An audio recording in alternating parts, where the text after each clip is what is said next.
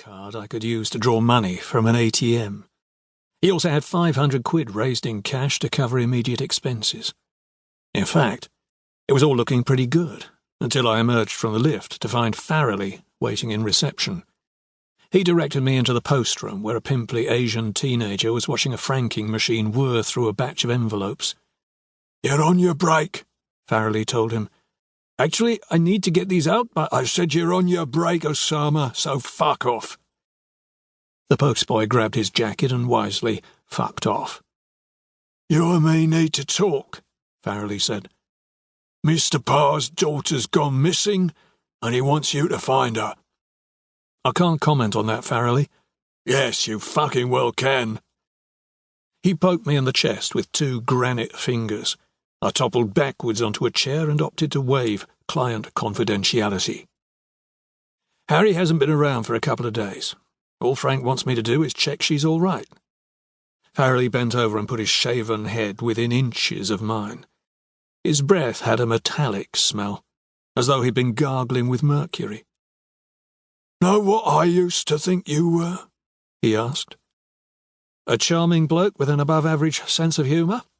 "Fucking smart-ass. And you still are." "Well, it's been a lovely chat," I said, getting up. A pneumatic hand clamped onto my shoulder and forced me back down. "You're okay at kissing asses and cracking jokes," Farrelly continued, "but you're a bottler when it comes to the crunch. You're the last person I'd hire to find out what happened to my daughter." Farrelly's thumb and forefinger dug into my neck, pinching a nerve that probably only he and the CIA knew how to locate. Pain ricocheted through my upper body. "But now Mr. Parr's given you the job," he continued, easing the pressure slightly, "I'm gonna make sure you don't take the piss.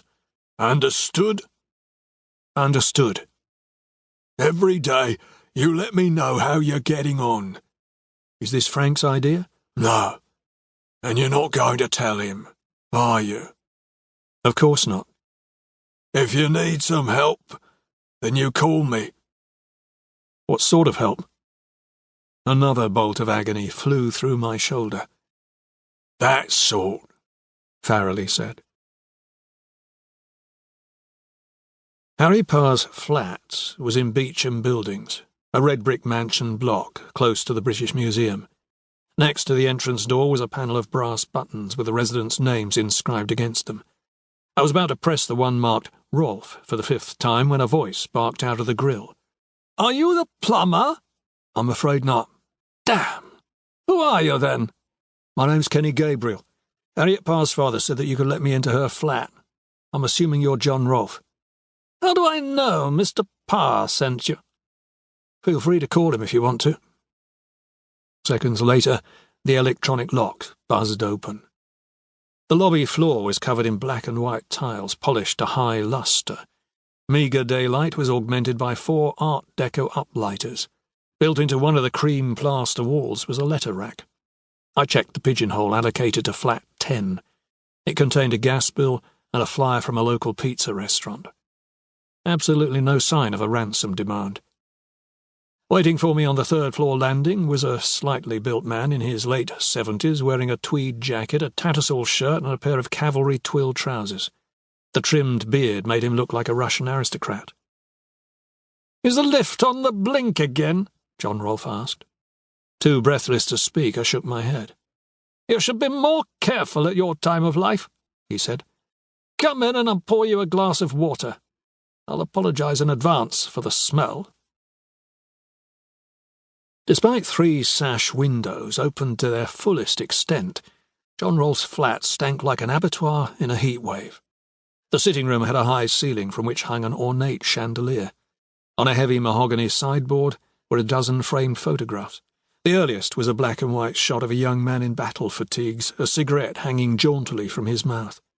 The cartoony colours of early Kodachrome depicted the 60s generation. I was looking at a more recent photograph of a teenager with his arm around a surfboard when Rolfe returned with my water. "That's my grandson, Jake," he said. "I can see the resemblance. He and his parents live in California, so I don't get to see them that often."